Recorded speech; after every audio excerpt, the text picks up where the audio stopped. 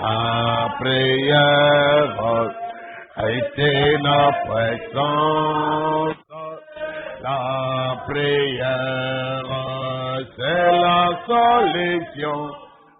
La prière, c'est un dialogue d'un chrétien, oui, avec ma sœur prière. La prière était la présence.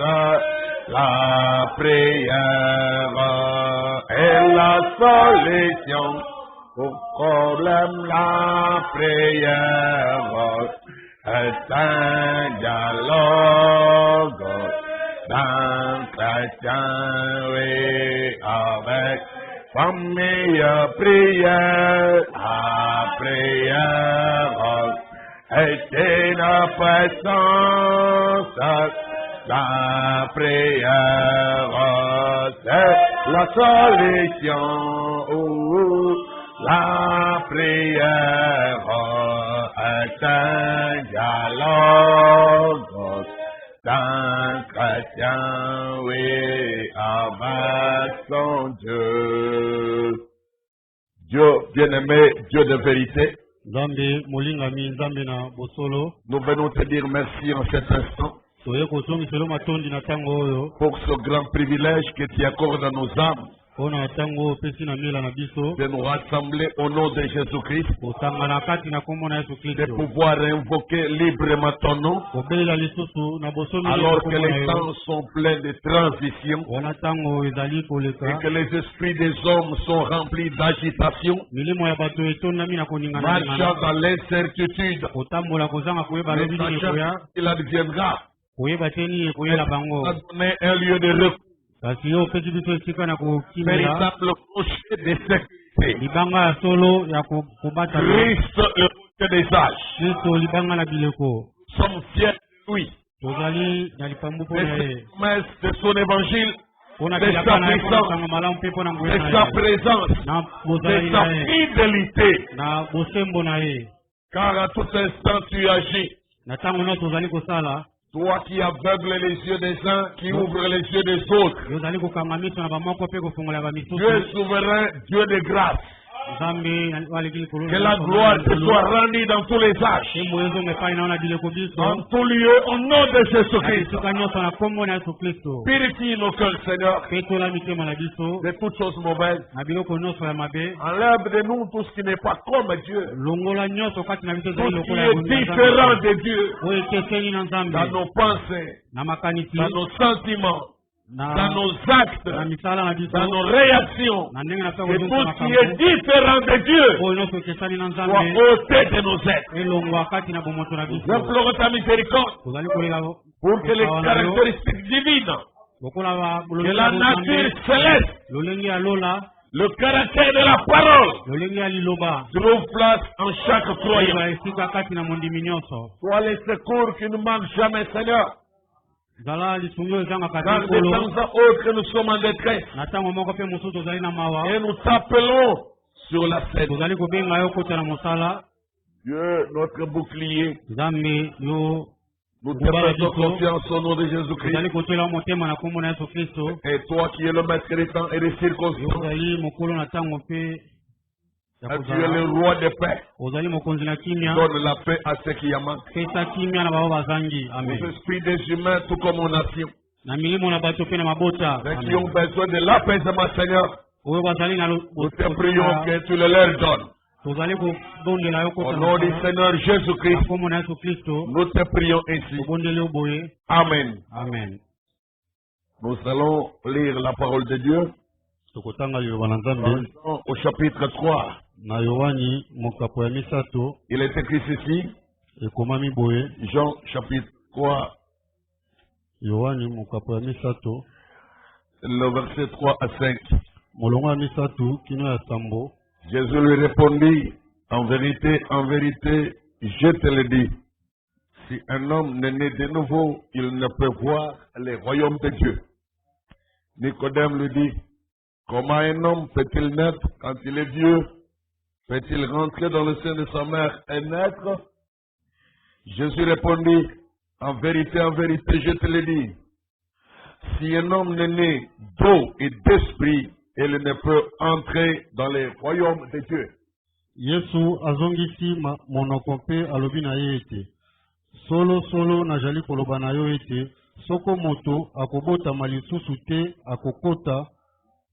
akokoka komona bokonzi na Nzambe te. Nikodemo alobi na ye ete moto akoki kobotama lisusu boni wana esili ye kokoma mobange, akokoka koingela na libumu na mama na ye mbala na mibale mpe kobotama. Yesu azongisi monoko ete solo nazali koloba na yo ete soko moto akobotama na mai mpe na molimo te akokoka koingela na bokonzi na Nzambe te. Jean chapitre 5, le verset 24. Yohani mokapo ya sambo molongo ya tukumi bale na mine. En vérité, je vous le dis, celui qui écoute ma parole et qui croit à celui qui m'a envoyé a la vie éternelle et ne vient point en jugement, mais il est passé de la mort à la vie. Solo nazali koloba na bino ete ye oyo akoyoka liloba na ngai pe akondima motindi na ngai ajali na bomoi ya seko pe akokoma na esambiseli te kasi asili kolongwa na kufa pe koingela na bomoi. De Corinthiens chapitre 13, Bakorinthe verset 5. molongo ya sambo. De Corinthiens 13, verset 5. Examinez-vous vous-même pour savoir si vous êtes dans la foi. Éprouvez-vous vous-même. Ne reconnaissez-vous pas que Jésus-Christ est en vous, à moins peut-être que vous ne soyez désapprouvés. Bomi mekabino penza soko bojali kati na kondima. Bomi pima bosolo te ete Yesu Kristo ajali kati na bino. Soko nde bojangi sembo. Dieu bénisse la lecture de sa sainte parole. Et veuillez vous asseoir. Nous vous souhaitons la bienvenue dans la maison de Dieu. Et particulièrement à la table du Seigneur, où est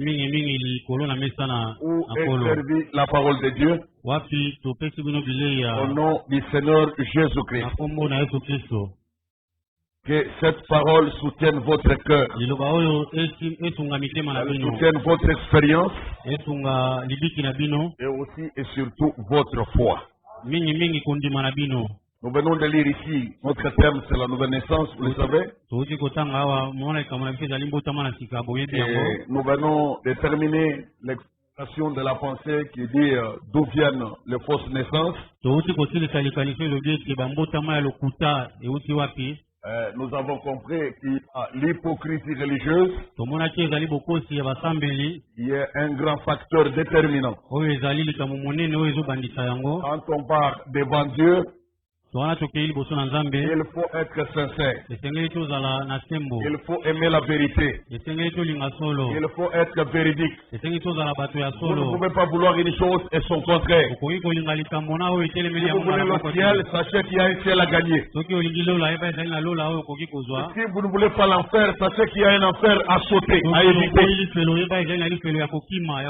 devons agir en conséquence. Nous ne pouvons pas être clopin. Flottant. Un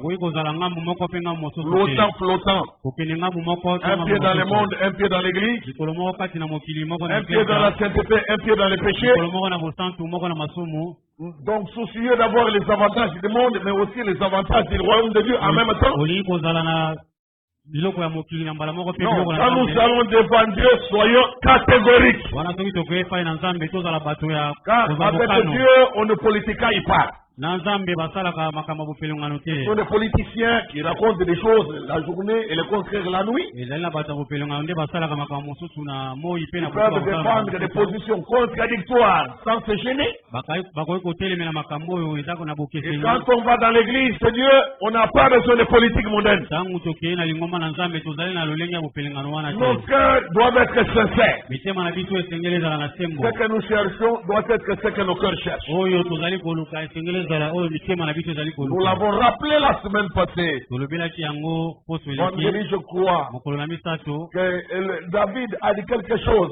Même si Dieu les sondait et venait les visiter nuitamment, il verrait que la parole qui est sur sa langue ne diffère pas de ce qu'il a pensé.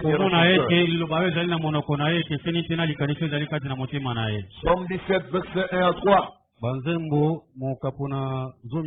Éternel, écoute la droiture, sois attentif à mes cris.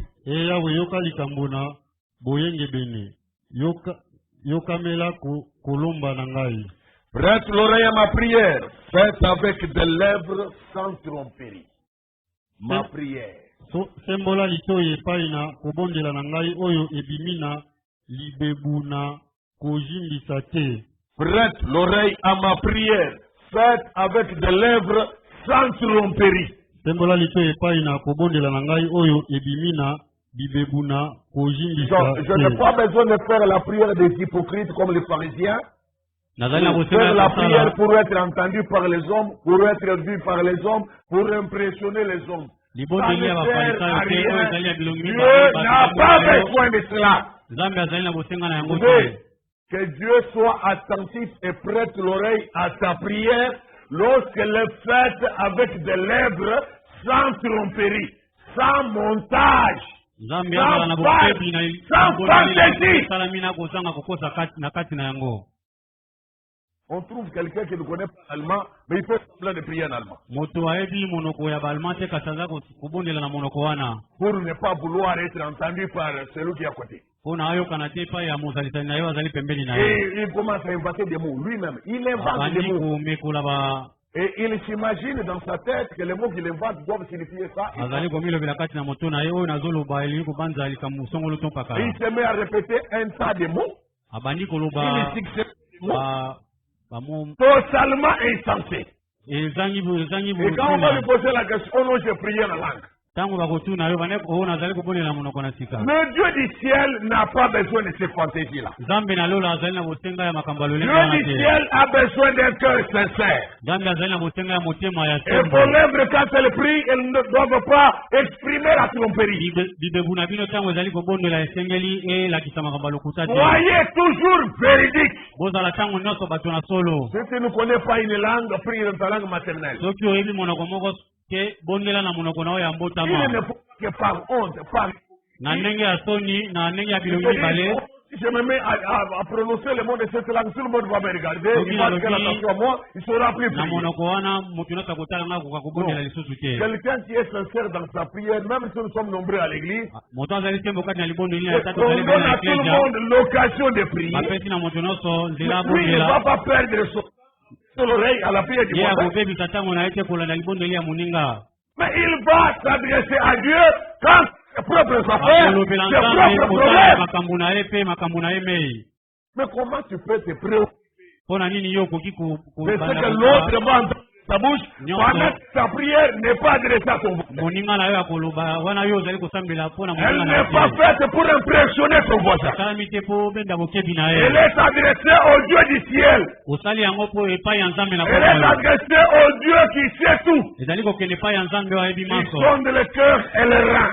Alors quand nous allons devant le trône, soyons sincères. Arrêtons avec l'hypocrisie, soyons droits. Qui a dit amen? Éternel, écoute la droiture. Pas la malhonnêteté.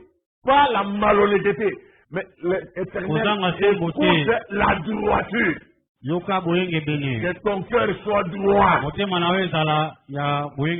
ta prière soit celle d'un homme droit, d'une femme droite. Pas maladroit. Pas penché dans ce fanatisme ou des esprits faux. Soyez droit, soyez correct. Éternel, écoute la droiture et sois attentif à mes cris. Yokamela kolomba na ngai sembola litoye paina kobondela na ngai. Prête l'oreille à ma prière, faite avec des lèvres sans tromperie. Oyo ebimi na bibebo na kojindisha mate. Voilà comment Dieu a pu exaucer David autrefois. Sala lolenge nzambe ayanola ki David mbala C'est le. quelqu'un qui priait avec sincérité. Moto abanaye kobondela na bosembo nyonso. Il ne faisait pas de prières fantaisistes. Abanaye kosala mabondeli ya. Ni de prières d'impression, de tape à l'œil. Pona kobenda bokebi na bato bamona On ye. a condamné le comportement des religieux modernes. Il faut du fantasme, tape à l'œil. Dans l'invasion des États-Unis d'Amérique. L'invasion des États-Unis. Les gens font du fantastique, du tape à l'œil. Tout est fait en mode spectacle. Et ce sont des pharisiens modernes. On a affaire à des pharisiens modernes. Mais nous devons naître de nouveau. Quitter les religions organisées. Les religions fabriquées de mes hommes.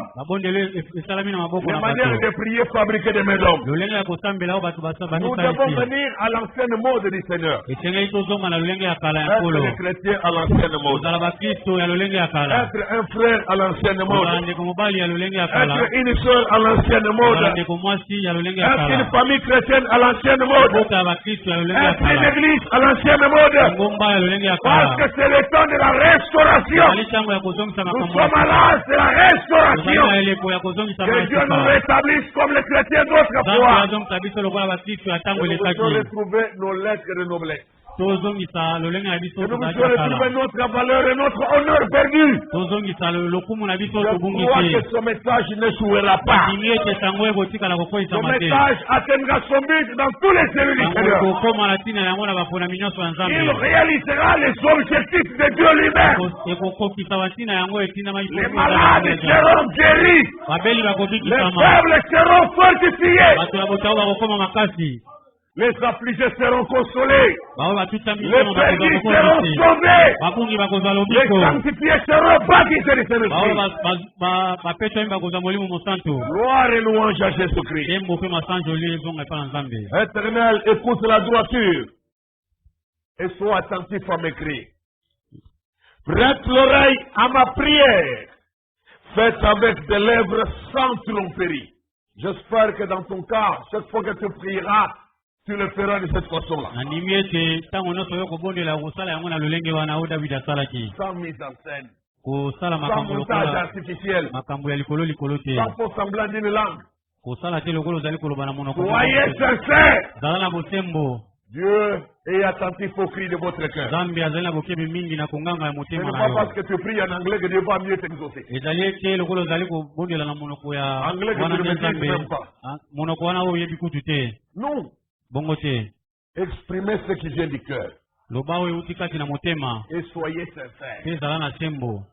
Que ma justice paraisse devant ta face. Verset 2. Que tes yeux contemplent mon intégrité. Si tu sondes mon cœur, si tu le visites la nuit, si tu m'éprouves, tu ne trouveras rien. Ma pensée n'est pas autre que ce qui sort de ma bouche. Omeki motema na ngai oyebi ngai na ntango na butu opimi ngai nde omoni likambo te. Mokano na ngai ezali ete monoko na ngai esala lisumu te. Qu'on ne trouve rien d'artificiel à l'intérieur de toi. Dans ton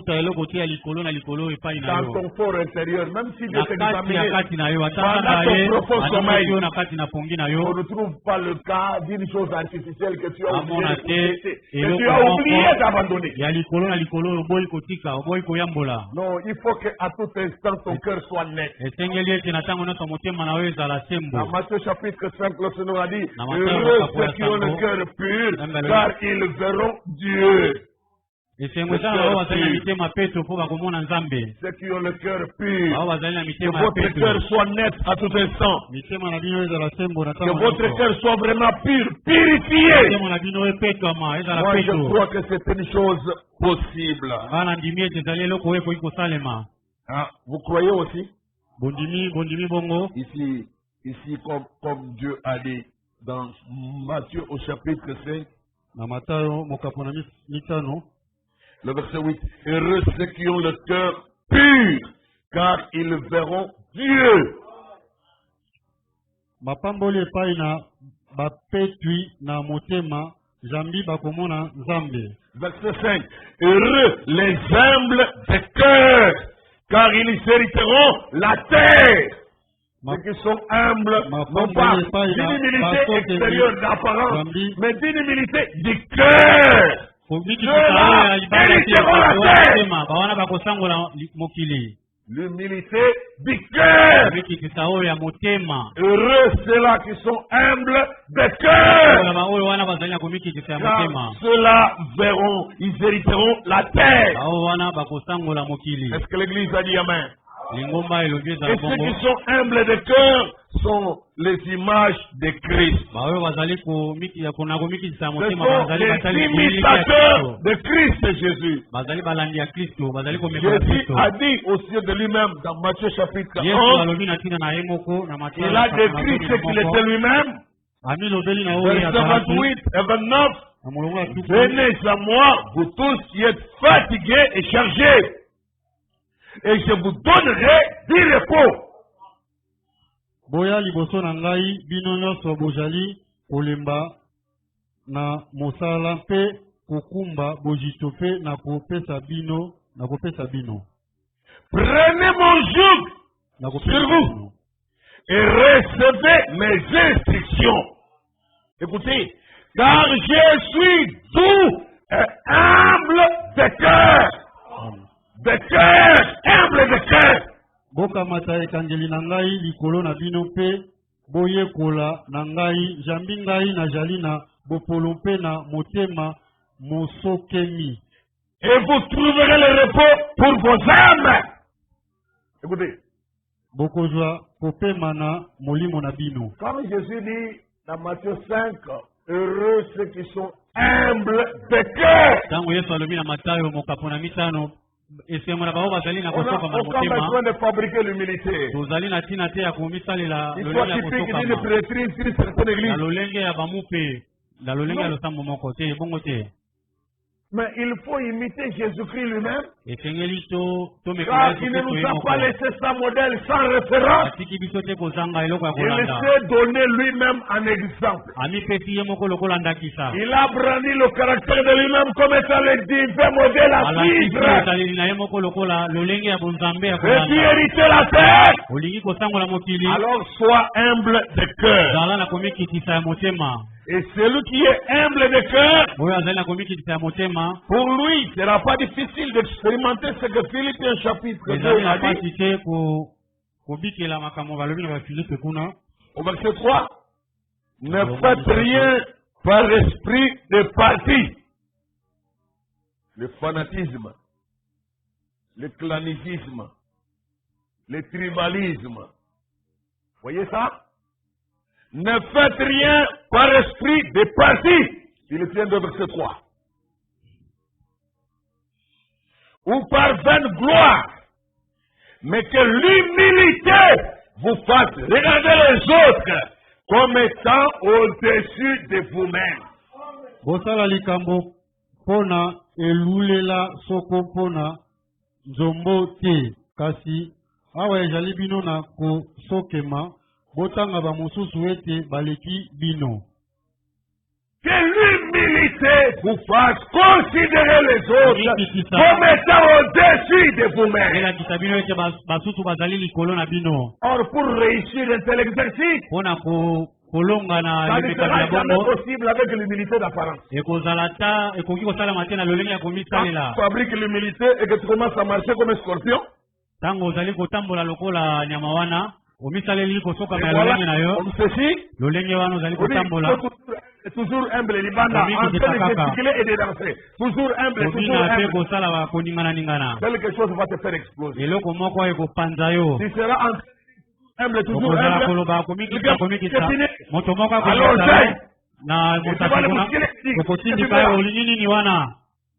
On saura ce que tu es par nature. De l'extérieur est souvent ton père. Voilà pourquoi Jésus nous a appris à ne pas juger par l'apparence. Mais nous devons juger d'après la vérité. Ainsi, ceux qui sont réellement humbles de cœur considéreront les autres comme étant au-dessus d'eux. Frère Branham dit qu'il a eu la grâce de rencontrer des grands hommes. Il dit un grand homme, quand vous le rencontrez, il ne sera jamais de vous donner l'impression qu'il est grand. Mais vous verrez qu'il essaiera de vous donner l'impression. C'est ça les grands hommes. J'espère que vous aspirez à devenir grand dans le royaume de Dieu. Parce que dans Matthieu 5, il est dit que celui qui observe tous les commandements de la parole, jusqu'au iota, au petit iota, jusqu'au petit chapeau sur la lettre I de la parole écrite, et qui apprend aux autres à agir de même. Celui qui se comporte comme cela, il sera grand dans le royaume de Dieu. Donc, nous pouvons aspirer à être grand dans le royaume. C'est pas un péché. Mais Jésus a dit, et celui qui veut être grand parmi vous, qu'il devienne votre esclave, votre serviteur. Vous devez vous effacer pour élever les autres au-dessus. C'est la loi Christ. L'humilité par nature. L'humilité obligatoire. Et cela va vous agrandir dans les royaumes de Dieu. Ça fera de vous un grand personnage dans les royaumes de Dieu. Donc le chemin pour monter, comme a dit Frère Branham, consiste toujours à descendre, à s'abaisser, à s'effacer. C'est ça le chemin pour monter. En échelon. En niveau. Abaissez-vous. Effacez-vous. Est-ce que l'Église est d'accord? Heureux ceux qui sont humbles de cœur, car ils hériteront la terre. Et qui était humble de cœur? Jésus-Christ est notre divin modèle. Ainsi nous devons agir comme Jésus-Christ, vivre comme Jésus-Christ, faire toutes choses comme Jésus-Christ, prier comme Jésus-Christ, adorer comme Jésus-Christ, servir Dieu comme Jésus-Christ, parler comme Jésus-Christ, réagir comme Jésus-Christ. Ceci est notre manière de vivre chrétien.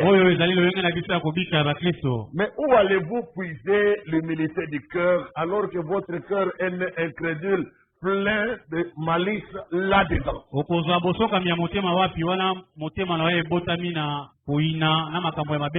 Jésus-Christ là, le divin modèle, lui était humble de cœur, mais il était né parole manifestée. Il était né parole fêtée. Il était la manifestation de la parole de Dieu. Pour que vous ayez un cœur humble, que Dieu pourra agréer, vous devez naître de nouveau. Pas d'autre choix. Pas d'autre solution. Il n'y a pas d'autre moyen. Vous devez naître de nouveau. Il dit Amen. Pour devenir comme Jésus-Christ. Vous devez naître comme lui était. Pour devenir un être humain. Vous devez naître comme les êtres humains. Pour devenir un cochon pur sang. Vous devez naître comme les cochonnets. Pour devenir un vrai chien de chasse. Vous devez naître comme un chien. Pour être un oiseau. Vous devez naître comme les chansonneurs. L'identité et la nature s'acquièrent par la naissance. Est-ce que vous dites amen? Mes chers amis, il nous faut l'humilité. Beaucoup de fois, nous sommes orgueilleux, très arrogants. Nous prétendons avoir des choses spirituellement parlant que nous ne possédons pas en réalité. Et c'est l'orgueil et ce n'est pas bien. Attendons-nous au Seigneur et qu'il nous donne des choses véritables. Même la question que nous nous posons ce soir, examinez-vous vous-même. Ce que nous avons lu dans 2 Corinthiens 13, examinez-vous vous-même. N'êtes-vous pas hypocrite? Hein? Ne suivez-vous pas? Ne suivez-vous pas de faux docteurs? N'êtes-vous pas irrégénérés? N'êtes-vous pas incrédules? Examinez-vous vous-même pour voir si vous êtes dans la foi. Amen. Examinez-vous vous-même. Le Branham vous dit quelque chose ici au sujet de la foi. Dans la stature d'un homme parfait. La stature d'un homme parfait. Prêché le 14 octobre 1961. Le Branham dit au paragraphe 131. Premièrement, vous devez naître de nouveau. Je ne t'entends pas ici. Amen. C'est ton prophète qui répète la même obligation. Premièrement, vous devez naître de nouveau. Et alors, quand vous naissez de nouveau, vous avez la foi. Vous croyez la parole. La naissance doit s'opérer. Donc, vous devez naître dans quelque chose qui s'appelle la foi. Vous ne devez pas prétendre avoir la foi. Vous ne devez pas le prétendre. Vous devez y naître. Tant que vous n'y êtes pas né, vous pouvez répéter matin, midi, soir. Vous êtes croyant. Vous êtes incroyant. N'êtes pas. La bouche dit, je suis croyant. Le ciel réplique, tu es incrédule. Entre les deux, la vérité doit être quelque part. Alors Branham dit, premièrement, vous devez naître de nouveau. Premièrement, vous devez naître de nouveau. Amen. Comment naître? Mais nous naissons de la vérité, non? À tous ceux qui l'ont reçu, à ceux qui croient à son nom, la parole a donné le pouvoir de devenir enfants. Lesquels sont nés. Donc vous devez recevoir la parole et croire aux vertus du nom de Jésus-Christ. Croire à la puissance du nom de celui qui est la parole. Et le nom de celui qui est la parole, le Seigneur Jésus-Christ. Croyez que nous là, c'est le nom qui sauve. C'est le nom dans lequel vous recevez le pardon des péchés. C'est le nom par lequel vous avez la guérison des maladies. C'est le nom par lequel vous aurez victoire dans cette bataille. C'est le nom par lequel vous êtes protégé contre tout ennemi. Oui, que le nom du Seigneur Jésus te protège. Et que ce même nom te délivre aussi. Une situation délicate, difficile dans laquelle tu es. Que Dieu nous aide. Hein? Que Dieu nous aide. Tenons-nous à la parole. C'est très bon. Premièrement, vous devez naître de nouveau. Et alors, quand vous naissez de nouveau, vous avez la foi et vous croyez la parole. Quand vous naissez de nouveau, plusieurs ont cru au nom de Jésus-Christ.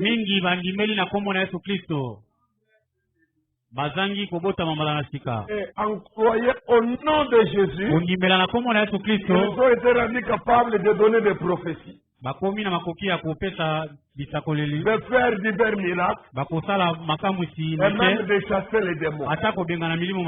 En utilisant le nom de Jésus, en ayant confiance à ce nom-là, en invoquant ce nom-là, devant les besoins urgents. Parce que je vous ai dit que c'est un nom efficace. Ce nom-là fera des résultats. Pour quiconque se confie dans le cas ne manqueront pas. Sachez que c'est la vérité. On trouve même des dénominationnels bourrés de miracles.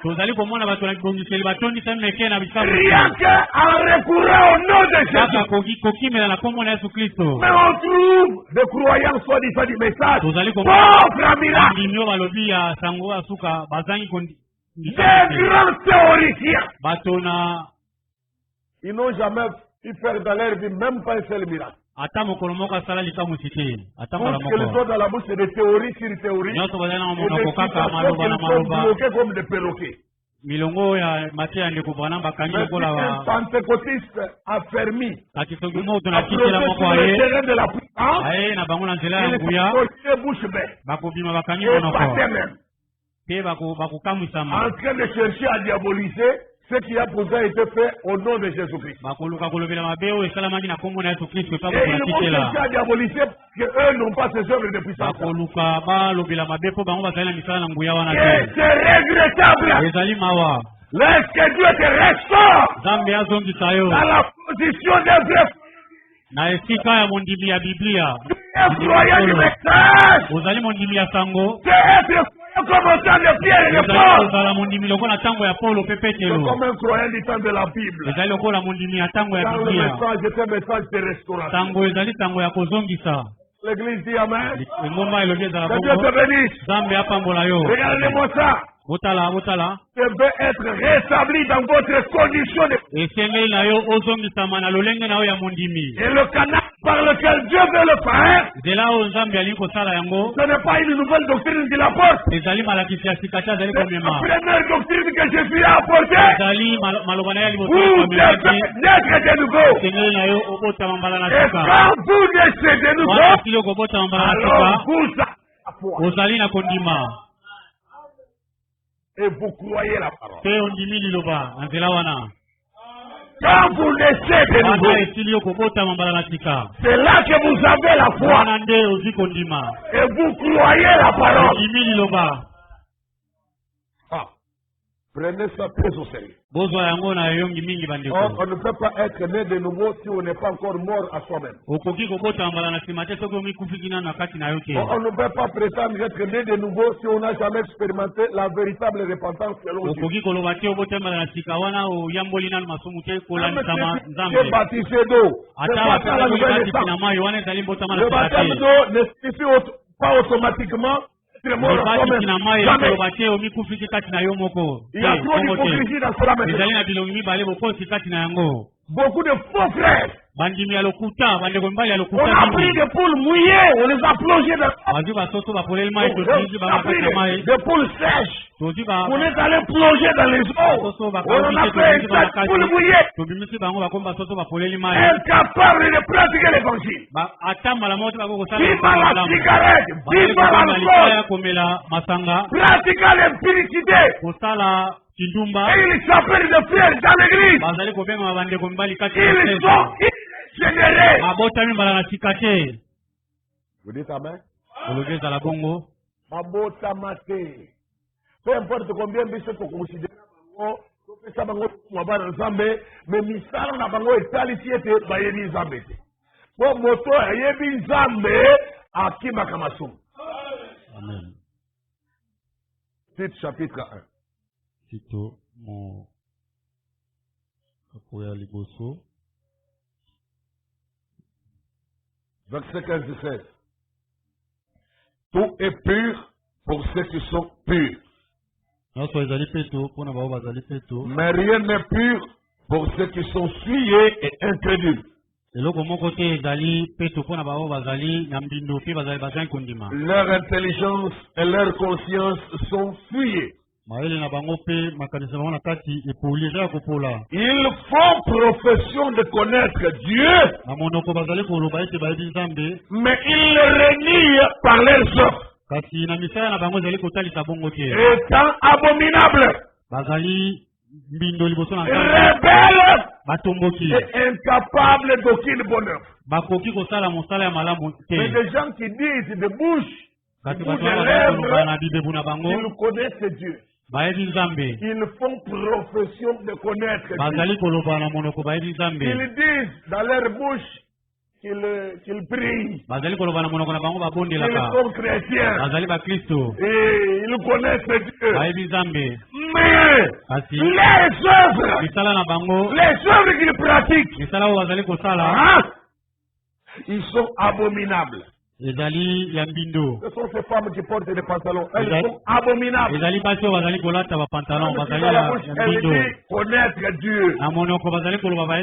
Mais une femme qui porte des pantalons, elle est abominable.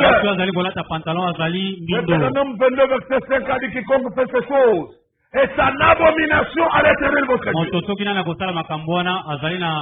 Une femme qui porte l'habillement d'homme. Un homme qui s'habille comme une femme. Quiconque fait ces choses-là, il est en abomination devant l'Éternel. Le faux témoin qui dit des mensonges est en abomination devant l'Éternel. Celui qui répand le sang innocent, il est en abomination devant l'Éternel. La langue perverse est en abomination devant l'Éternel. Le regard hauteur est en abomination devant l'Éternel. Les pieds qui courent vers le mal, c'est en abomination devant Dieu. Voilà des gens qui font profession, qui disent du bout de lèvres, connaître Dieu, servir Dieu, s'attacher à Dieu, prier Dieu, et pourtant, leurs œuvres sont abominables.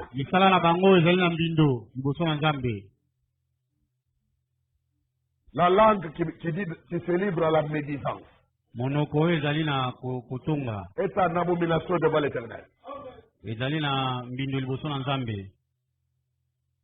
Dans le dictionnaire français, médire ou la médisance, de parler mal de quelqu'un ou de quelque chose, soit par méchanceté, soit par légèreté. Donc, vous parlez mal de quelqu'un ou de quelque chose, et vous le faites soit parce que vous avez une méchanceté à vous, qui vous pousse à par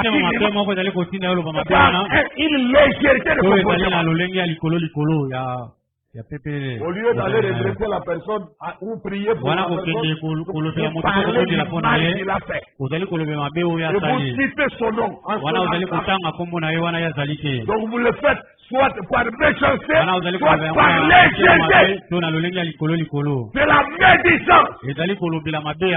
Et celui qui se livre à la médisance, dit la Bible, est en abomination devant l'Éternel. Que l'Église dise amen. Donc même si tu le fais par méchanceté, même si tu le fais Ata par ozali kosala yango na ndenge ya kanza c'est to des moto mabe. choses abominables. Likolo na likolo ezali mbindo liboso na Dans les Nzambe. sermons, l'église et sa condition. Na liteya ndeko Branham eklezia na lolenge na yango. Aussi intitulé La nuit et la colombe. Ebengami mpe kombo mosusu wana. Sont ces chichis là.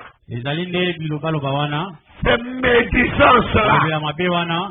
C'est de l'acide sulfurique dans l'église. Ezali mbondo kati na eklezia. Les chichis et les médisances. Bilobaloba wana na kolobela mabe. C'est de l'acide sulfurique dans l'église. Mbondo kati na eklezia. C'est du poison contre la spiritualité. Ezali koboma molimo. Ça détruit l'action du Saint-Esprit Ezali mécanique. kobebisa mosala na molimo mosanto baninga. Vous dites amen sincèrement? Amen. Amen.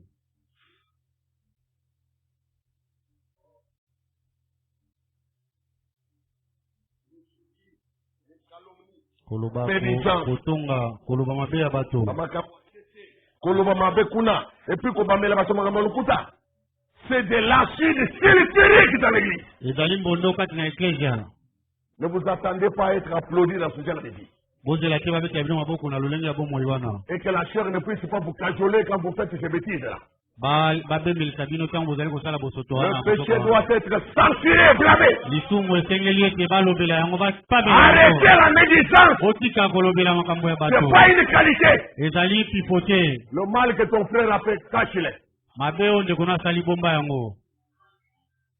Ce que tes yeux l'ont vu, tes oreilles l'ont entendu. Eto na we Va moni vers ton matoi frère. na we yoki kende Va voir ton frère. kende komona ndeko Parle na avec lui avec amour, lobela ye na bolingo dans l'amour et la douceur. na bolingo na Priez bokolo ensemble pour voir jusqu'où Dieu peut les relever. bondela tino Le lolenge état kani de nzambe bout dans lequel il a dit. kotombola ye na potopoto azindaki kati na yango. Amen, amen. Amen. Évangile, hein? Nga nalingaka sango Parce malamu qu'il fait de nous des personnes correctes. ekomisaka biso bato na Ça ne nous rend jamais formalistes. ekomisaka biso bato ya likolo te Nous, nos formalistes, bato à mon message. bato na momesano Mais ça nous remet en cause tout le temps.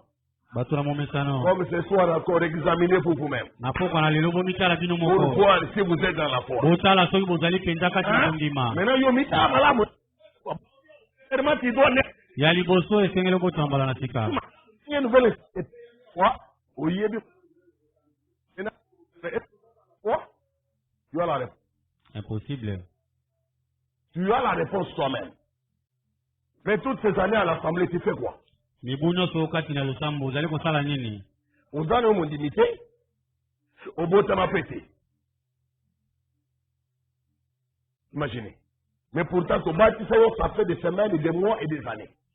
Ton bâti ça mais tu ne fais que cumuler le nombre d'années. ozali kobakisa bamibu Mais avoir, tu n'es pas dans la foi. komona bozali kati na kondima te Parce que tu n'es pas né de nouveau. wana obotembala na sika te. Ce qui veut dire que ton cœur n'a pas encore reçu la parole. Wana elobi ete motema na we etikali koyambana na liloba Parce te. que quand tu reçois la parole dans ton cœur à toi, wana okoyamba liloba kati na motema na yo 1 Timothée 2 verset 13 dit que la parole agit en vous qui la croyez. liloba ekosala mosala kati na soko nani akondima La yango. parole de Dieu, elle est vivante et efficace. liloba na nzambe ezali na bomoi mpe ezali na La nguya. parole de Dieu ne peut pas rester sans effet sur votre vie spirituelle. ekotikala kozanga kosala likambo kati na Si bomoi la parole est réellement reçue, soki liloba eyambami na elle ne likolo peut pas rester inefficace dans ta vie ekotikala kozanga chrétienne. nguya te na kati na bomoi na Elle ne bokristo. peut pas paraître improductive hein, okoki kozanga et kobotama te continuer à garder en toi les choses. kobatela kati na yo biloko ya mokili te.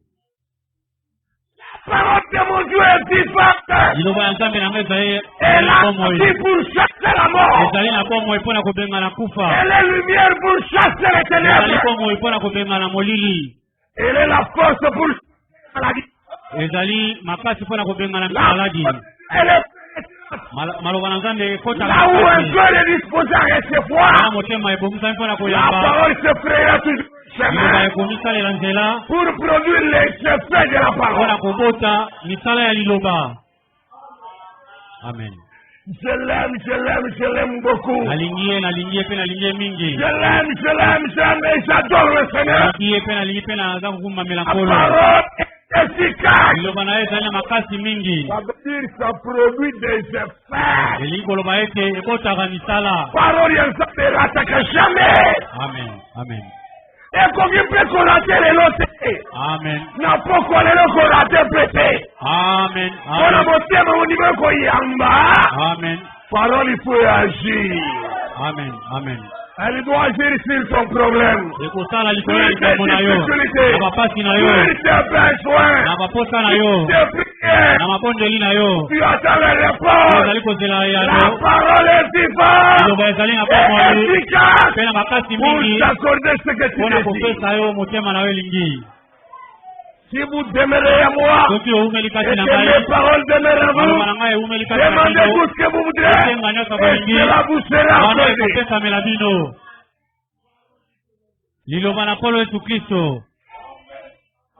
Si vous demeurez à moi, et que mes paroles demeurent à vous, demandez tout ce que vous voudrez, et cela vous sera accordé. Dieu est fidèle. Dieu est tout puissant. Dieu est omniprésent. Dieu est fidèle à sa parole. Il ne délaisse jamais sa parole. Il n'abandonne jamais ses promesses. Dieu est fidèle pour les exécuter. À tous ceux qui l'ont reçu. Et à ceux qui croient à son nom. Voyez, avant de croire à son nom, on ne sait pas recevoir. Mais dans plusieurs dénominations, les gens ne reçoivent pas la parole. C'est des miracles, des choses impressionnantes. Il croit au nom de Jésus-Christ. Et il réussit à chasser les démons, à donner des prophéties. Mais dans Matthieu 7, verset 21, vous le savez, Jésus a dit, je dirai ouvertement, je ne vous connais pas. Vous qui commettez l'iniquité. Vous les ouvriers d'iniquité. Vous avez invoqué le nom du Seigneur, mais les iniquités s'étaient attachées sur votre vie. Alors c'est ceux qui appartiennent vraiment à Dieu. Et qui invoquent correctement le nom du Seigneur. En meilleure position de ceux qui ont reçu la parole. Il est écrit dans le Timothée 2, au verset 19, néanmoins, les solides fondements posés par Dieu subsistent, avec ces paroles qui lui servent de sceaux. Le Seigneur connaît ceux qui lui appartiennent. Et quiconque prononce le nom du Seigneur, qu'il s'éloigne de l'iniquité. 2 Timothée 2, 17. Toujours retenir le passage. Un grand exercice pour frère Jonas. 2 Corinthiens 2, verset 19. Voilà. 2 Timothée plutôt. 2 Timothée. Chapitre 2, verset 19. Les lapsus. Voilà. On a une autre parole.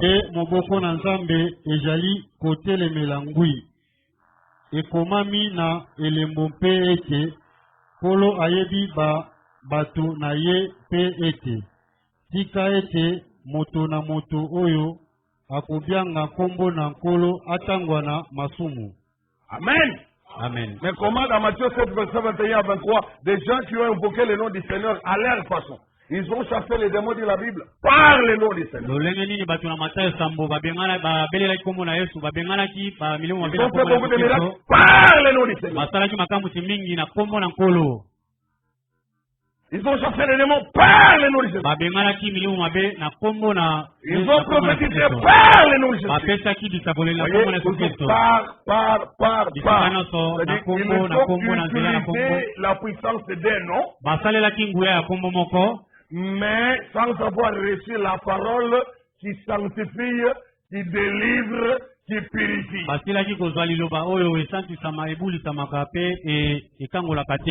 Mais comme toujours, quand vous invoquez ce nom produira les effets. Mais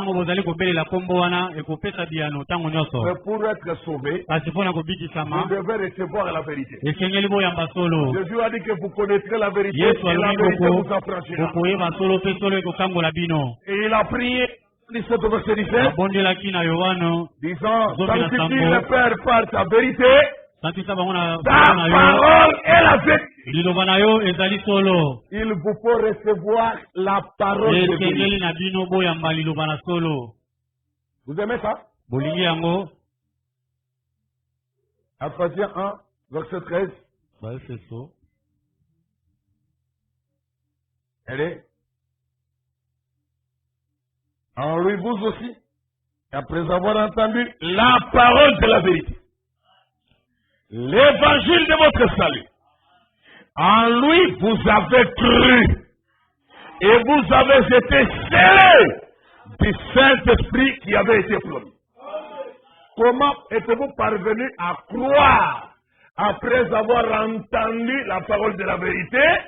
C'est que la parole de la vérité que vous avez entendue a produit en vous la nouvelle naissance. Et une fois que vous êtes né, vous avez la foi. Vous voyez ça? Et quand vous êtes né de nouveau, ayant la foi, Dieu vous ajoutera les sceaux du Saint-Esprit. Et vous êtes un élu du Seigneur confirmé. Je peux déjà te dire que le ciel c'est chez toi. Car tu n'as rien fabriqué de tout ça, mais c'est la parole qui a tout réalisé. Premièrement, je reviens à Premièrement, vous devez naître de nouveau. Et alors, quand vous naissez de nouveau, vous avez la foi. Et vous croyez la parole. Tant que vous n'êtes pas né de nouveau, vous argumentez avec elle. Vous argumentez avec la parole. Vous prenez la parole comme des arguments. Parfois, vous pouvez discuter avec certaines vérités. Mais aussi, vous la prenez comme des arguments pour aller faire des discussions. Mais cela ne prouve pas que vous êtes un croyant. Tant que vous n'êtes pas encore né de nouveau, vous faites qu'argumenter avec la parole. Si vous avez simplement une prédisposition religieuse et que vous ayez un petit peu de connaissance humaine, vous disant de bien agir, vous ne pourrez jamais tomber d'accord sur la parole de Dieu. Vous pouvez prendre des versets qui s'accommodent avec votre pensée et croire que vous êtes croyant. Mais quand on vous soumettra à l'épreuve de toute la parole, votre nature va se dévoiler quelque part. On saura ce que vous êtes. Et vous voyez, alors il faut véritablement naître de nouveau. Nous ne voulons pas d'une naissance partielle. C'est une nouvelle naissance à moitié. Il faut naître complètement, et correctement, et droitement, de manière vérifiable. Et qu'on aille dans la parole, on trouve que c'est confirmé. Tel frère, telle soeur est né de nouveau. Et celui qui est né de nouveau, l'une des caractéristiques, 1 Jean chapitre 3. On y reviendra quand on va commencer à essayer de parler des effets de la nouvelle naissance. Les effets de la nouvelle naissance. Voyez. 1 Jean 3. Verset 9. Quiconque est né de Dieu ne pratique pas le péché. Moto abebisa moto na moto oyo abotami na Nzambe akosala masumu te. Parce que la semence de Dieu demeure en lui et il ne peut pécher parce qu'il est né de Dieu.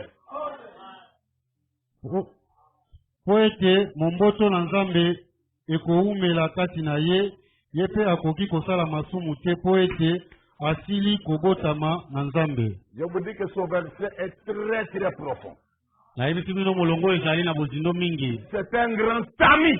Ezali kiyungulu monene na ba église kiyungulu penza kabambi ya kiyungulu Le Bible j'ai prophétisé, j'ai fait des miracles, mon vraiment Dieu m'a utilisé et tout. Celui qui est né de Dieu ne pratique pas le péché. Il ne peut pas pécher. Pourquoi il ne peut pas pécher? La réponse c'est parce qu'il est né de Dieu. Mais comment peut-il être ouvrier d'iniquité? Impossible. Un tel sort ne te concernera pas. Oh, Matthieu 16, verset 21 23 parlait. Jésus a dit, je ne me connais pas, oubliez d'iniquité. Et celui qui est né de Dieu ne peut pas être un ouvrier d'iniquité. Impossible. La Bible dit qu'il ne le peut pas. Et mon âme croit qu'il ne le peut pas. Je ne suis pas pour cela extrémiste. Pasteur David Kamunoko Mbangawa. Alobaka mingi pasteur wana. Kaka Munoko Mbangawa. Alobaka mingi. Lobana ndo sokoloba wana. Bible nde ezokata makambo. Tu n'as rien à voir avec moi. Tu as à voir avec la... Est-ce que ça fait de toi un pasteur adultère? De quitter dans l'église pour donner des prophéties. Et vivre dans la médisance. Et vous voulez contrôler des choses comme ça dans la maison de Dieu. Une histoire de commérage. Commère. Mais il ne va pas faire ma prophétie. Pasteur, pas, il y a ça bon, mais vous oubliez là-bas. On va censurer ça. C'est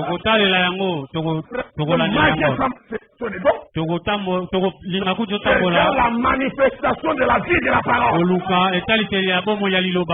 Les dons passeront, mais la vie éternelle reste. Nous ne sommes pas ici pour fabriquer des dons. Et nous venons ici pour chercher la vie éternelle.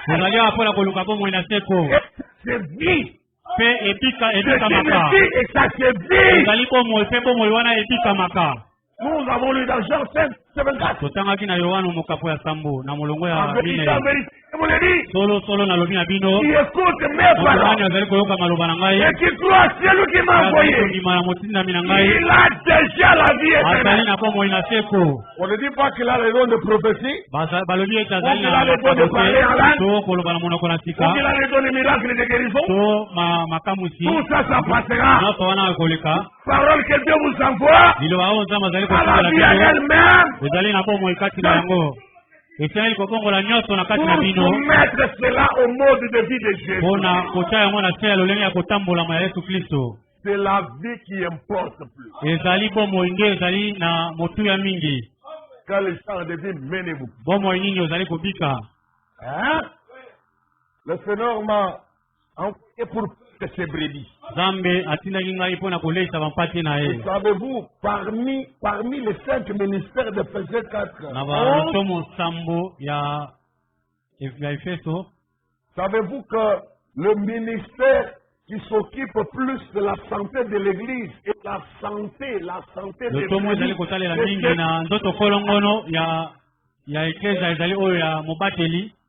Voilà pourquoi nous martelons sur la vie. Votre bonne santé doit refléter la vie spirituelle. Votre état d'âme doit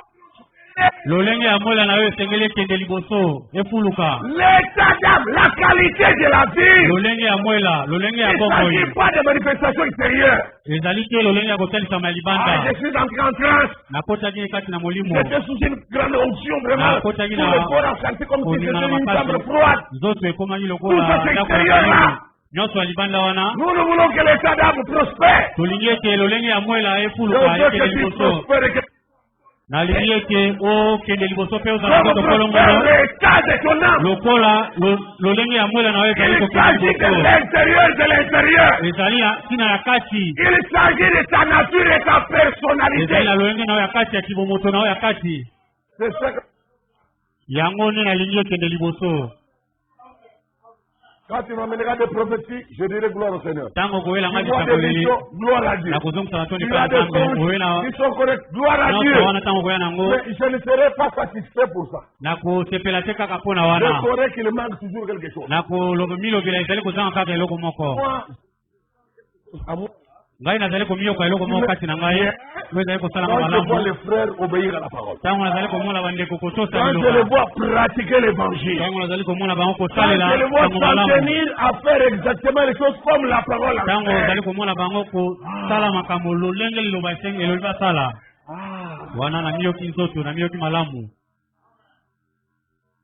C'est bon. Appliquez la parole. Vivons cette parole ici. Tu aimes ça? Avançons rapidement parce qu'on doit finir. Vous devez premièrement naître de nouveau. Alors, quand vous naissez de nouveau, vous avez la foi. Vous croyez la parole. Dans cette même prédication, il a dit plus loin, votre nouvelle naissance engendre la foi.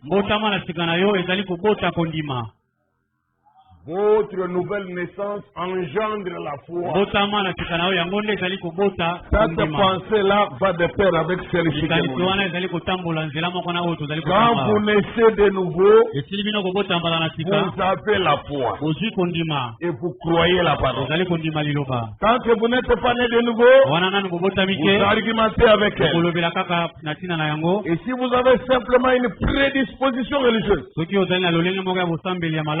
que vous ayez un petit peu de connaissances humaines, vous disant de bien agir, vous ne pourrez jamais tomber d'accord sur la parole de Dieu. Vous ne le pourrez jamais.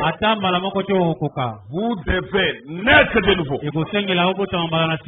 Et en naissant de nouveau, cela produit la foi. Hein? En naissant de nouveau, cela produit la foi. Mon frère, ma soeur, examine toi-même. Es-tu né de nouveau? Es-tu dans la foi? Toutes ces années, depuis que tu as pris le baptême d'eau, es-tu dans la foi? Es-tu dans la foi? Oh, c'est une question cruciale. Plusieurs prétendent avoir la foi, dit Frère Branham, mais ils ne la possèdent pas. Et ce qu'ils ont à la place de la foi, c'est la simple espérance. Beaucoup, ils pensent avoir la foi, alors qu'ils n'ont pas la foi, ils ont plutôt l'espérance. Or, la foi va plus loin que l'espérance. La foi provient de la nouvelle naissance. Mais quand on est de nouveau, le Kibumutunaye, qui charnel, qui mutuna, quand les Aranaokaka. Mais aïe, je suis en foi, il est bon. Oh, on a la foi, là, mon demi. Et pas toi, puis pas ni boni. Si quand on a dit arrêtez de nous tromper. Tika bokosi. La kita bisonanu omikufi kati na yomoko.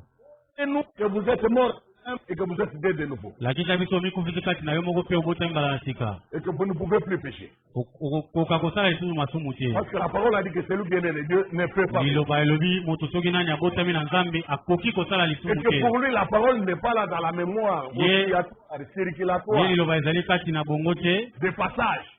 Mais la semence de Dieu demeure en lui.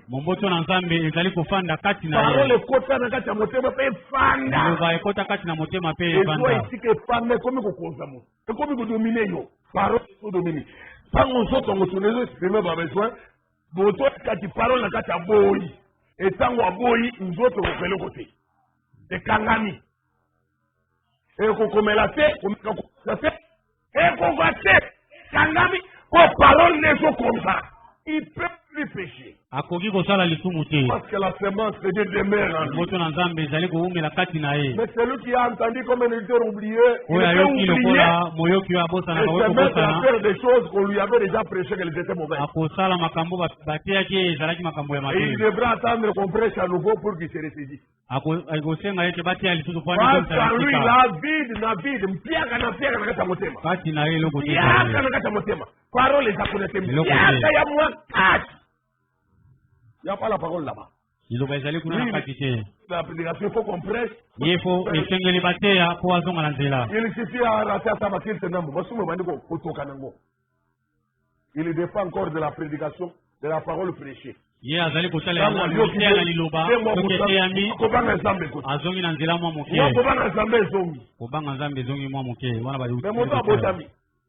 Attaque Mobembo, musique église, négocier, militer, parole ou des fans de la Gatina Iwana. Qui sait que ça la mabe? Parole est bloquée. Est bloqué. Tu verras que Dieu, il a un pouvoir que l'homme ne maîtrise pas. Tu diras, mon mari s'est déplacé et je ne fais rien. Celui qui est né de Dieu, quelle protection, quelle délivrance totale. Il ne peut pas pécher. Parce que la semence de Dieu demeure en lui. Oui, ma frère, ma sœur, il faut que le wana, petit voyage, confession, réparation, il faut y aller.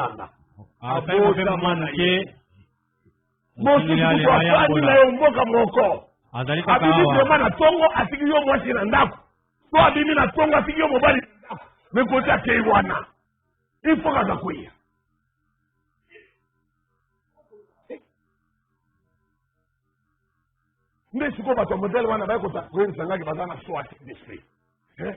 Passer, on a d'esprit. Maintenant, un d'esprit, à tomber le moussaka. Dis, c'est quoi qui douce? Arrêtez ça. Tu n'as rien. Tu veux combattre la Bible? Tu veux faire mentir la Bible pour continuer le répondre avec une fausse expérience, une fausse naissance, un faux baptême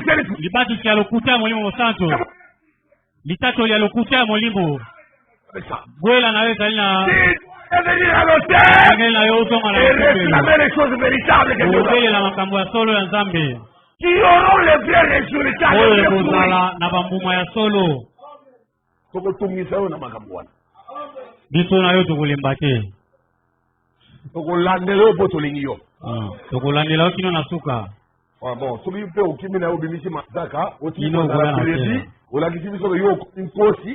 Pour comprendre, il ne sait pas de nous.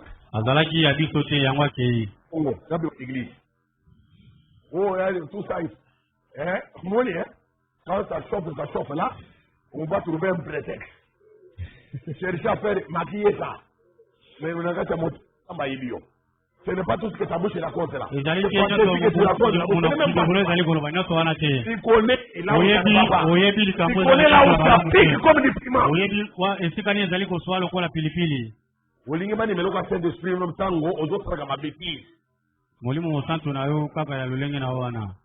Une soeur infidèle au mariage, un frère au beau Tagabana Babatar Libanda. Il ne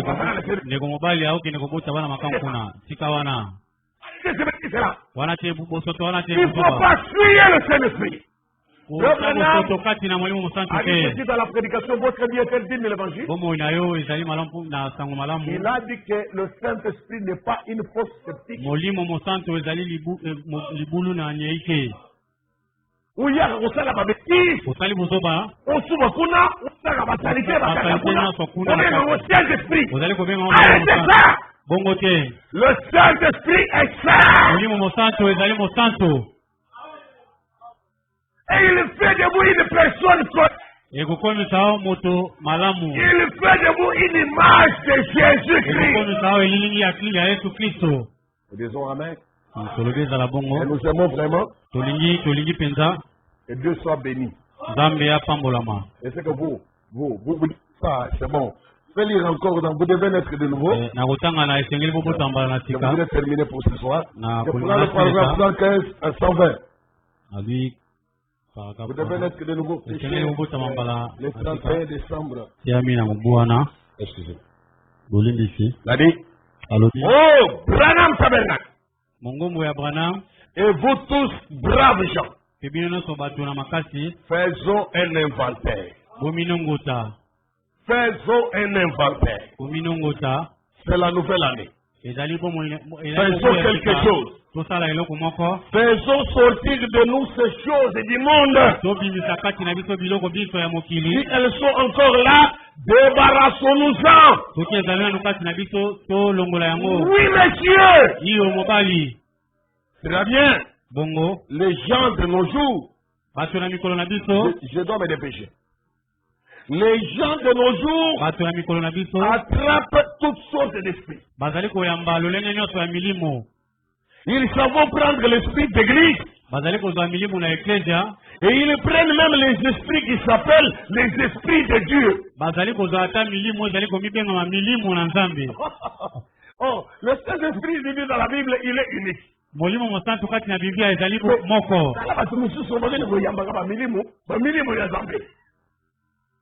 Donc, oyo wana azana mulimo ya Zambe ya ndenge na ye, oyo mususu kuna azape mulimo ya Zambe ya ndenge na ye, sero oyo kuna azakana mulimo ya Zambe ya ndenge na ye.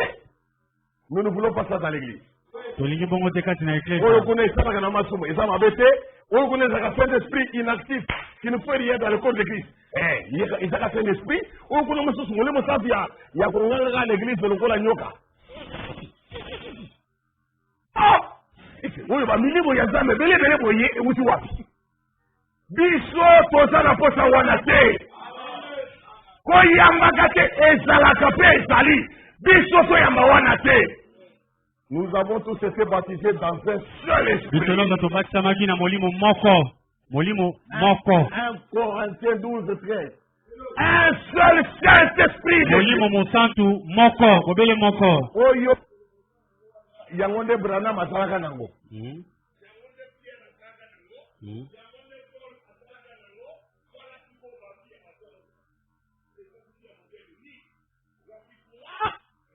Pidika kilokuta qui est fort comme il y a consécration naturelle pas dans sa main. Osana. Tu es là? Ozaliwana. C'est quand frère Branham asunga yo. Examinez-vous vous-même. Les gens de nos jours attrapent toutes sortes d'esprits. Ils savent prendre l'esprit d'église. Et ils prennent même les esprits qui s'appellent les esprits de Dieu.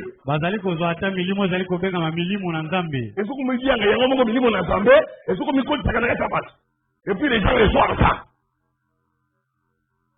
Motei moko boyinde abambi eloko moko bekombo esprit de Dieu akontisipe yango na kati yo pe oyambi onimiki eza yango mais eza bampeve oyo babenga wampeve ebele ya nzambe ezaka mpe moko. Ils se disent né de nouveau. Nzambe na mawa. Ils se disent nés de nouveau. Oui, ils nient que la parole de Dieu est vraie. Pourriez-vous imaginer l'esprit de Dieu reniant sa propre parole? Tabernacle, les chrétiens et chaque tabernacle faisons l'inventaire.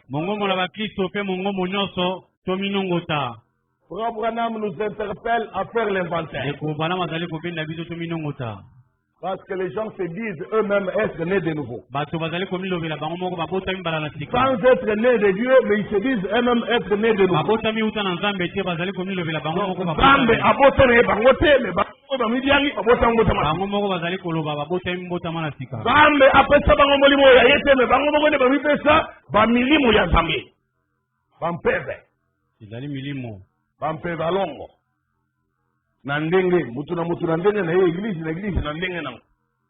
Vous trouvez l'esprit des pentecôtistes, Saint-Esprit de Baptiste, Saint-Esprit de Branhamiste, Saint-Esprit de Franck. Des esprits qui s'appellent des esprits de Dieu. Et puis il renie la parole de Dieu. Pourriez-vous imaginer l'Esprit de Dieu reniant sa propre parole? Pour vous, catholiques, je veux dire catholiques romains, pourriez-vous réellement dire que vous êtes nés de l'Esprit de Dieu lorsque vous acceptez ces dogmes qui sont contraires à la Bible?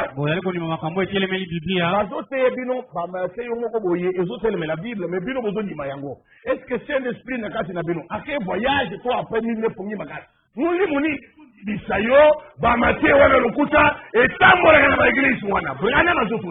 voilà la question.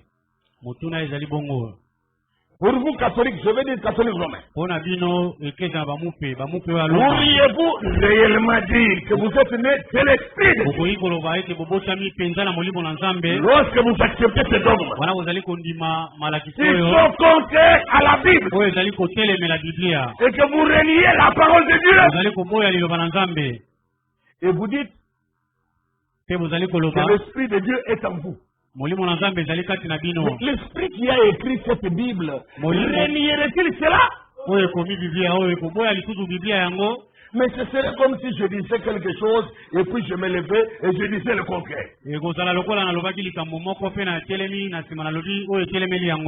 Ce serait comme si Dieu disait une chose et ensuite se retournerait pour concrétiser cela. Alors que la Bible dit qu'il est impossible à Dieu de mentir. Car il est la fontaine de toute vérité. Aussi, catholique, vous méthodistes. Et vous baptistes. Qui êtes baptisés dans les titres de Père, Fils et Saint-Esprit. En savez-vous mieux maintenant? Après avoir écouté la prédication que vous devez l'être de nous. En savez-vous mieux maintenant? Vous avez vos Bibles. Qu'en est-il de vous qui vous joignez simplement à une église par une poignée de main? Vous qui allez de l'une à l'autre avec une lettre et qui prétendez être né de nouveau, c'est l'Esprit de Dieu. Comment pouvez-vous faire cela et ensuite affronter la parole de Dieu? Et vous appelez vous-même des chrétiens nés de nouveau. Si vous êtes mort à une église, alors vous êtes mort au credo. Vous êtes mort au monde. Vous êtes mort à toutes choses excepté à Dieu. Et Dieu est la parole. Nous y voilà. Voyons. Ils attrapent n'importe quel d'esprit. Oh, ils ont les esprits d'église. Et ils ont toutes sortes d'esprits. Maintenant, écoutez attentivement. Est-ce que frères et sœurs, vous réalisez ça? Les gens que vous fréquentez et qui pourront vous fréquenter, qui disent qu'ils prient quelque part dans telle église, dans telle église. Toutes sortes d'esprits. Est-ce que vous réalisez ça? Des fois, vous partez prier ensemble avec eux. C'est des gens qui ont toutes sortes d'esprits. Yo, telemi, okezamba, okezamba na bango. Bato bayambaka toutes sortes d'esprits qui s'appellent l'Esprit de Dieu. Pourtant, toi, par la grâce de Dieu, tu es enseigné à ne recevoir que le véritable Saint-Esprit de la Pentecôte. Qui dans de la Bible, restauré sous le ministère de William Branham. Ne vous mélangez pas à n'importe quoi. Le salut est individuel. La marche avec Dieu est personnelle aussi. La parole de Dieu vient au prophète. La Bible. Maintenant, pour terminer, j'ai quelques commentaires de plus ici. Ou quelques-uns que je sauter, puis je vais terminer. Juste quelques commentaires. La parole du Seigneur vient au prophète. Qu'est-ce qui vient au prophète? Du Seigneur. Alors, qu'est-ce qui vient au prophète? La parole d'église vient-elle au prophète? Assemblée répond non. La parole de credo vient-elle au prophète? Non. La parole du Seigneur. Qu'était-ce? Les prophètes révélaient la parole de Dieu. Voyez-vous? C'était des prophètes, de vrais prophètes. Maintenant, nous avons des faux prophètes. Mais des vrais prophètes de Dieu, il y en avait eu. Maintenant, nous avons de faux prophètes. Nous arriverons à eux dans une minute. Vous vous rappelez du sermon de dimanche, n'est-ce pas? Les faux prophètes qui amènent des millions de gens à des fausses naissances. Qui amènent des milliers de fausses naissances. Maintenant, nous avons des faux prophètes. Nous arriverons à eux dans une minute. Cependant, le vrai prophète, la vraie parole venait au vrai prophète. Il ne pouvait pas en être autrement. Et si ce n'est pas un credo qui venait au prophète, une dénomination ne venait pas au prophète. Non, mais c'est la parole du Seigneur qui venait au prophète. Et il l'a révélé aux gens. Le vrai prophète a la parole véritable. Comment éprouvez-vous un vrai prophète? C'est s'il a la vraie parole. Et si ce n'est pas une parole authentique, il s'agit alors d'un faux. Est-ce que c'est facile pour tout le monde? Et s'il ne s'agit pas de la parole authentique, il s'agit alors d'un faux. S'il dit quelque chose de contraire à cette parole, et cette parole était la parole de Dieu, alors que la parole de Dieu soit reconnue pour vrai, et celle de tout prophète pour mensonge. Et si cette parole qui vient du prophète est la parole de Dieu, alors il est un vrai prophète. Parce que la parole vient au prophète. Au vrai prophète. Nous avons toujours eu de faux prophètes. Vrai prophète, vraie parole. Faux prophète, fausse parole. Et ce sont nos credos, nos dénominations, de dire joignez-vous à ceci, dites ceci, croyez ceci, faites ceci. Joignez-vous notre dénomination, joignez-vous à notre groupe. Branham dit que quand quelqu'un commence à vous dire joignez-vous à notre groupe, c'est du fanatisme. Quand vous dites joignez-vous à notre église, c'est du fanatisme. Et ça, c'est le langage des faux prophètes. Les vrais prophètes vous conduisent à la vraie naissance.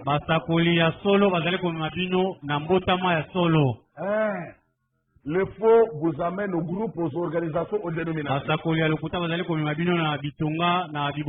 Ils veulent que vous commencez à les suivre, eux. Yawande Badiser de Bonaventure, Wana Baza et Belena Balabala. Balabala. Excellent. Namoni le mwazambe likolo na yo. Iloko moja ilikono za nzambe. Na venir na yo namoni ozamu tu munene. Ukozala mukozi munene. voire même au Kozamboka. Mais bato mokili joue et kozala mingi. Bako bonisoko tela ta poison. Yango ne faut ça keba. Et à la fin, Yatuka. on son numéro nanga. On peut son numéro comme ça en cas de tu peux m'appeler. Moi je suis serviteur de Dieu Intel. Est-ce qu'on a un transport à Moussala Zambé? Bon, oui, un transport à Moussala. S'il ne demande pas qu'il est sur place, il va demander au téléphone. En à côté de la numéro, à c'est si n'est pas unité quoi? Et bandi, ma prédicateur mendiant. Ils sont la semence de Caïn. Bakeyo basengi tengi bazali mumboto na nyoka bakita na Yuda. Mais c'est vrai. Ezali si j'avais le temps je peux vous lire dans la Bible là d'où je prie. Ezali makasi mezali solo soki nazali na tango na ngeko tangela na Biblia. Mon frère David a lu mais la Bible donc ça faux. Neko David a lu kamonge tele Bible. Référence ezali. Oyokani hein? Que Dieu nous aide. Je n'ai jamais vu le juste abandonner sa postérité et était jeune et j'ai vieilli. Dieu qui prend soin des oiseaux du ciel, il est s'occupe de tous ses croyants. Mais la vraie parole vient au vrai prophète. Et il vous annonce la vraie parole. Si vous suivez cette vraie parole, vous obtenez une vraie expérience de la parole. Parce que la parole se fait chair en vous. Et vous devenez un fils de Dieu. Et la parole de Dieu vient de Dieu jusqu'à vous. Parce que vous êtes de sa nature. Et son esprit est en vous. Et vous faites les œuvres de Dieu. Alléluia. Amen. La Bible le dit. Oh là. Quelle profondeur là. Je peux répéter le paragraphe. Ça vaut la peine d'être bien marié.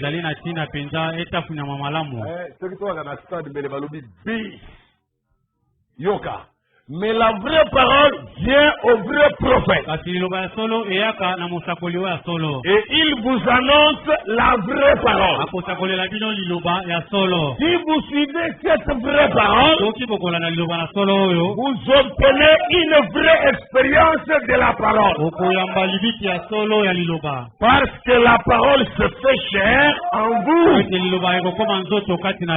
Et vous devenez un fils de Dieu. Et la parole de Dieu vient de Dieu jusqu'à vous. Parce que vous êtes de sa nature. Et son esprit est en vous. Et vous faites les œuvres de Dieu. Alléluia. Amen. Amen. La Bible le dit. Oh là là. Voilà la conclusion de la prédication. Qui sortent dans un état d'aisance. Le Seigneur a révéler son plan clairement. Il me faut recevoir sa parole et croire au nom de Jésus-Christ. Mettre l'accent sur la parole de vérité. Je dois la recevoir jusqu'à la croix. Je la crois. Il faut une naissance intérieure. Une vraie expérience de la parole. Une véritable nouvelle. Botama ya sikao ya solo ya sikisiki. Wana kubota kondima. Dieu te bénisse. Zambe apambola yo. Mettons-nous debout maintenant. Totelemi sikawa. Je me presse la route des cieux, nouvelles sortes. Chaque jour je gagne sur mon chemin. Je prie toujours. Place-moi, Seigneur, au lieu plus. Toi-même, lève-moi, Seigneur. Quand je me tiens Par la foi sur les plateaux des ciels, la pluie et haute jamais, jamais tombée. Laisse-moi, Seigneur, au lieu peu, comme même dans les rues des Bars, élève ma voix, les choses sont passées, joie sans fin au ciel. Oui, c'est le Seigneur te décharge de tout ce qui encombre ta marche spirituelle, ce qui t'empêche d'atteindre le but divin, les choses qui retardent ton progrès. Oui, c'est Dieu te décharger de tout cela. Je crois qu'il a le pouvoir ce soir même. La parole est vivante et efficace. Elle ne peut pas rater les effets. Reçois-la toujours. Reçois-la de tout ton cœur. Reçois-la à cœur ouvert. Reçois-la pour l'éternité. Reçois-la sans reculer. Va de l'avant et jusqu'au bout. L'ennemi doit reculer, pas toi. Les adversaires doivent reculer, mais pas toi. Toi, gagne du terrain. Gagne les nouvelles œuvres de Dieu. Gagne les nouvelles réalisations. Dieu, notre Père Céleste, merci encore une fois pour ta vérité que tu nous fais entendre. Tu dois susciter en nous la foi par la nouvelle naissance, la naissance de la parole, la naissance par la vraie parole, venue au moyen d'un vrai prophète et transmise, relayée par de vrais prophètes, des prédicateurs du Nouveau Testament qui enseignent la vérité sans compromission, sans mélange. Que ta parole trouve sa place dans nos cœurs. Exauce la prière de chacun, Seigneur.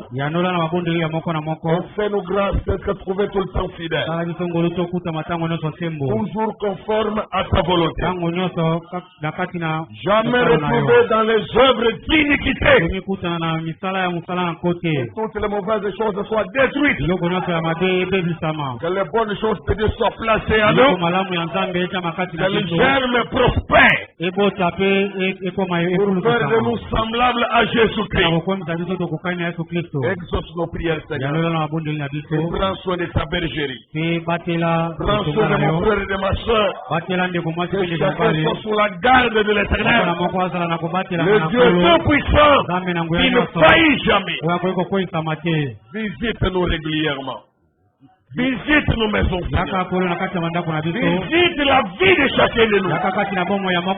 Secours cet arbre afin que toutes les feuilles mortes tombent.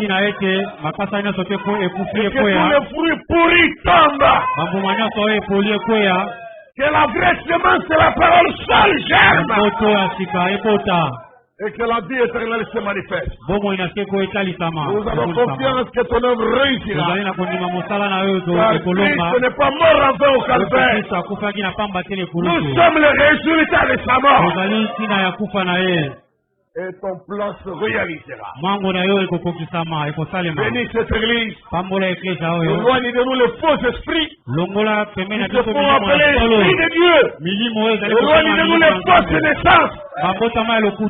Qui nous donne les fausses identités. Nous voulons la naissance qui vient de Dieu. Qui nous délivre entièrement. Qui nous fasse progresser dans les royaumes. Seigneur Dieu éternel.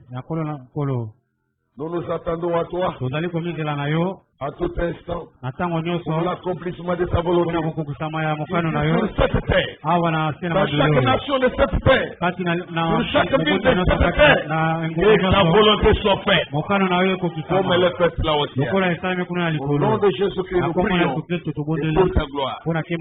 Amen. Amen. Veuillez vous asseoir. Okoki kovanda. Que Dieu vous bénisse. Nzambe apambola bino.